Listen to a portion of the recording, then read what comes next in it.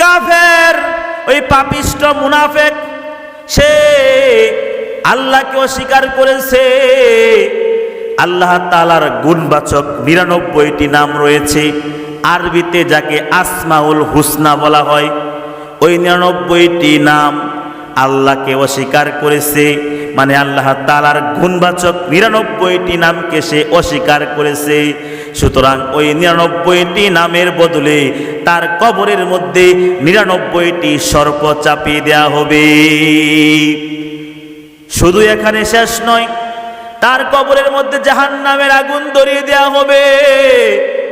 লোহার হাতুড়ি দিয়া তাকে পিটাইতে থাকবে, এমন জোরে একটা পিটুনি মারবে, আঘাত করবে, ৭০ হাত মাটির নিচে চলে যাবে। আবার তাকে সেখান থেকে তোলা হবে, আবার তাকে সেই লোহার হাতুড়ি দিয়ে আঘাত করা হবে, বলে আবার ৭০ হাত মাটির নিচে চলে যাবে। এইভাবে কিয়ামত পর্যন্ত ওই কাফেরের কবরের মধ্যে আযাব চলতেই থাকবে।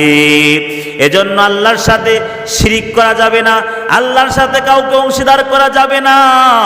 আল্লাহ রাব্বুল আলামিন জানায় দিলেন, ইন্নাশ শিরকা লা যুলমুন আযীম, নিশ্চয়ই শিরিক হলো জুলুম, শিরিক হলো অন্যায়।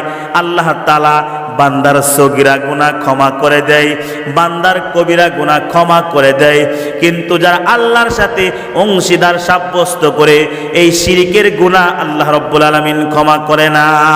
পয়গম্বর মুসা নবী একদিন তুর পর্বতে আল্লাহ তাআলার দরবারে হাজিরা দেওয়ার জন্য যাচ্ছিলেন। পথে দেখতে পেলেন এক আল্লাহর বান্দা, পথে দেখলেন এক আবেদ আল্লাহ তাআলার ইবাদত করতেছে। আল্লাহর নবী পয়গম্বর মুসা আলাইহিস সালাতু ওয়াস সালাম দেখলেন ওই লোকটির শরীরের মধ্যে অসংখ্য বল্লা, মৌমাছির ন্যায় বিষাক্ত পোকা তাকে অনবরত ধ্বংসন করতেছে, হুর ফুটাচ্ছে। কিন্তু এত কষ্টের মাঝেও লোকটি আল্লাহ তাআলার ইবাদত থেকে গাফেল না থেকে অনবরত আল্লাহ তাআলার জিকির করতেছে, আল্লাহ তাআলাকে স্মরণ করতেছে।